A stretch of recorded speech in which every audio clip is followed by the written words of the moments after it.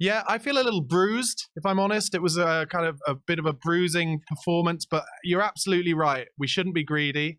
No game in the Premier League is easy. And, onwards, Tuesday night, doesn't look like we've had any more injuries, which I think is another important It's thing to always a think about. bonus. And I do think we're probably at least 10% better with Van der Ven. And I think the stats from the season prove that. Yeah. So hopefully he'll start on Tuesday night. But who impressed you playing for Spurs today, and what were your overall thoughts? Yes, I will get to, I think, who impressed me the most, but you talking about how Van de Ven makes us better, I think, is something that I want to just quickly mention.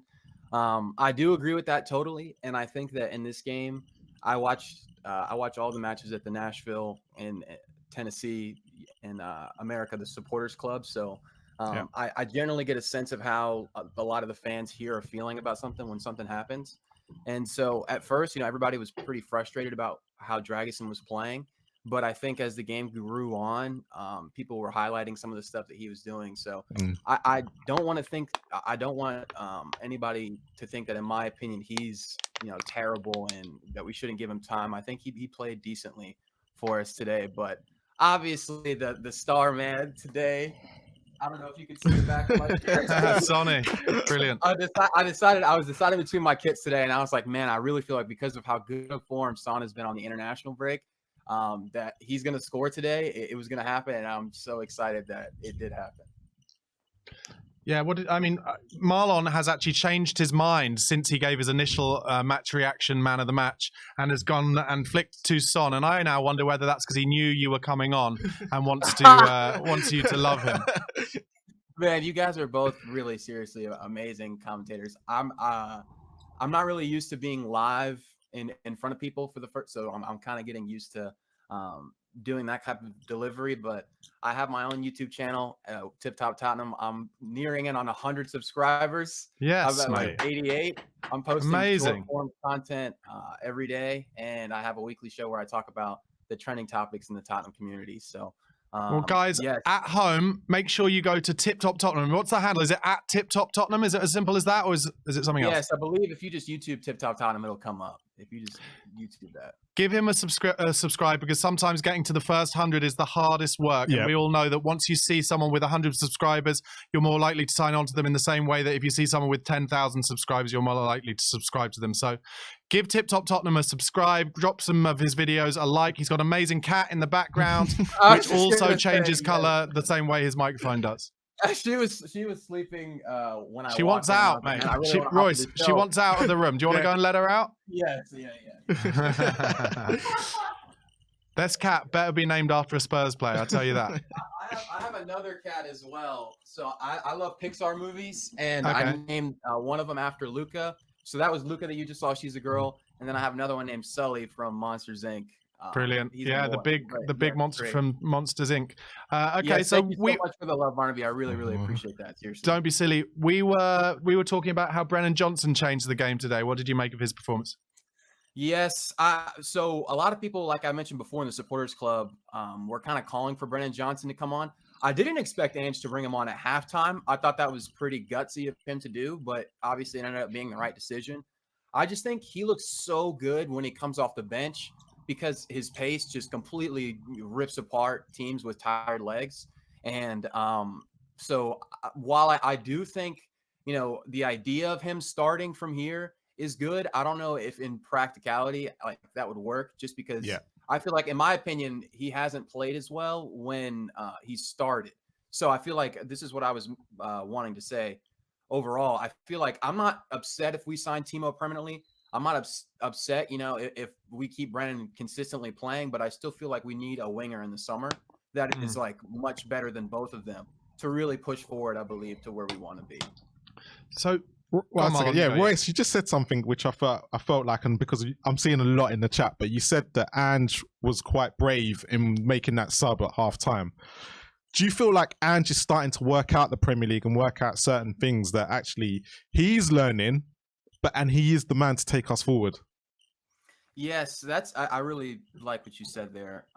I think it's so important to realize now how great the beginning of the season was, and I think some of it in part was to the fact that not every team had really been familiar with Ange's system. Like the casual fan hadn't really ever heard of Ange Postecoglou before he had signed with Tottenham. And so I believe that now everybody has played us, obviously, and has a sense of what it's going to look like against their system. So they're just more prepared in general. But I'm not saying that Ange is Pep Guardiola by any means. But when you look at his managerial style, how he has, this philosophy, but he's able to make adjustments and stuff, and does stuff that you don't necessarily anticipate for him to do. I think that Ange, I'm not saying, like I said, he's going to get to that level, but you have to give him time to be able to make adjustments to his philosophy, according to who we play against. And I'm really, really happy that we got 3 points today, because I know Spurs Twitter would have been, so toxic if we did. It was ready to go. It was ready. It was really ready to go. Royce, looking forward to this West Ham game. Tuesday night comes thick and fast. How are you feeling about that? They obviously lost, having been up 3-1 at Newcastle today. Do you think they'll bounce back? They'll be looking to bounce back hard from that, or will that be a dent to them that maybe we can take advantage of?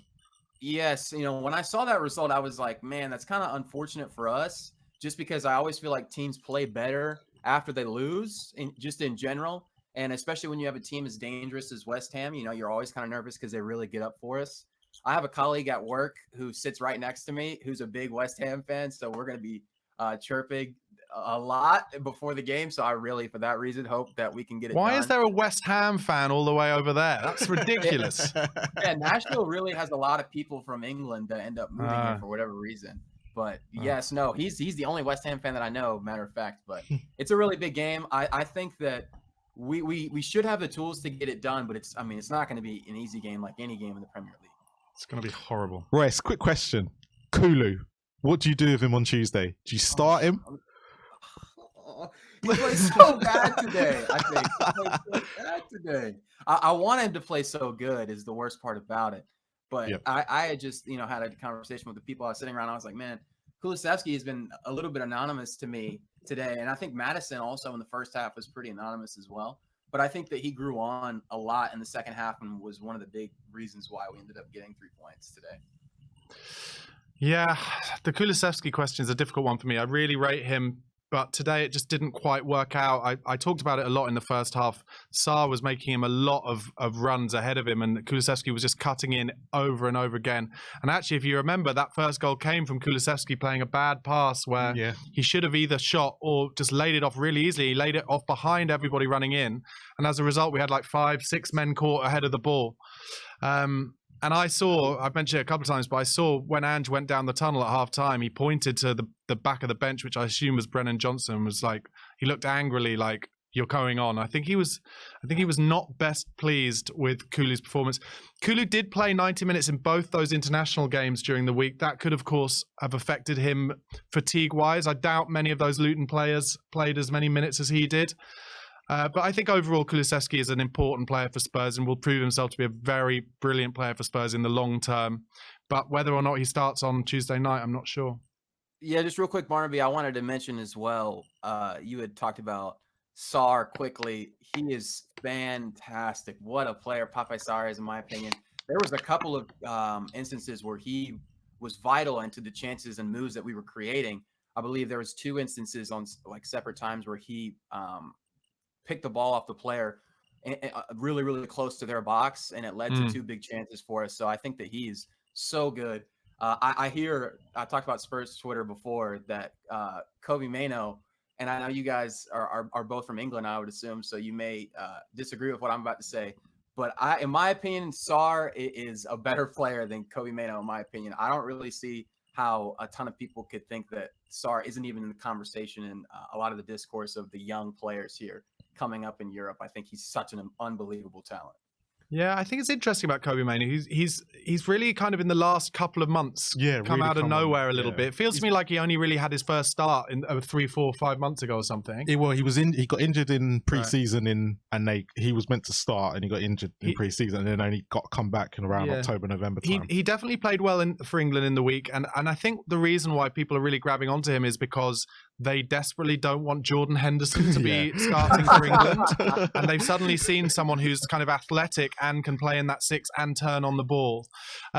So he's definitely, a good option for England. Sarr feels to me like a slightly different player in that Sarr is just pure engine and legs. And what he does really well, and I think one of the chances or moments you were talking about today was when Pedro Porro played this beautiful skimming ball across the floor and Sarr had made a lovely run for him.